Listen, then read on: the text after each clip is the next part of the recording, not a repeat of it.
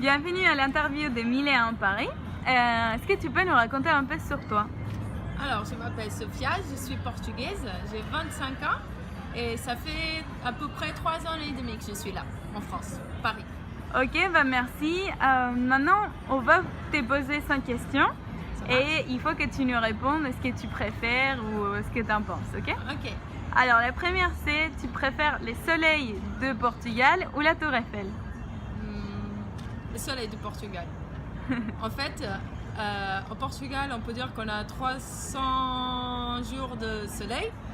Quand on est en Portugal, on ne se rend pas compte, on ne donne pas le valeur, mais après, quand on arrive en Paris, qu'il y a toujours des nuages, le temps ça change tout le temps de façon comme ça, on préfère le soleil, 1000 fois. Et autant que quand il y a du soleil à Paris, on part dans les parcs, on prend leur bikini, on prend un peu de soleil, voilà. Mais sans doute le soleil. Les Espagnols aussi, on préfère. Alors, l'ambiance de travail au Portugal ou en France? En Portugal. Je trouve qu'au Portugal, on est plus chaleureux et on est un peu moins hypocrite qu'en France.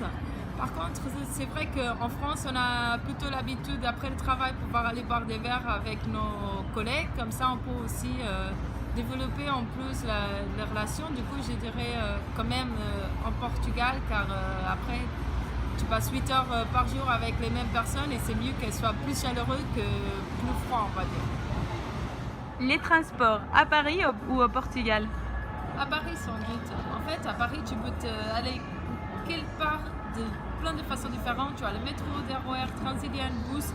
Tu as un choix pour tous les goûts. En plus, pour le soir, quand tu vas sortir, tu as des Noctilians, c'est des bus le soir qui passent partout aussi. Du coup, tu n'as même pas besoin d'une voiture à Paris pour aller quelque part. Sans doute Paris. La nourriture française ou portugaise? Portugaise. En fait, nous avons de bonnes nourritures en plus. On met des assiettes pour 2-3 personnes seulement pour toi. Nourriture portugaise sans doute. Par contre, ce que c'est choquant pour quand tu arrives à Paris, c'est en fait quand tu es au Portugal, tu penses que tu as les mêmes produits partout dans le monde. Mais en fait, quand tu arrives à Paris, non, pas du tout. Par exemple, bolacha Maria, un simple cookie que tout le monde utilise, que c'est tes grandes-mères qui te donnent toujours, tu fais plein de desserts avec. En fait, en France, il n'y a pas. Il faut aller sur des supermarchés.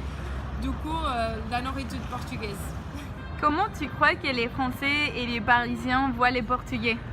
Alors, les Portugais sont des personnes qui travaillent soit dans les chantiers pour les hommes, soit pour les filles, c'est plutôt dans le ménage comme concierge.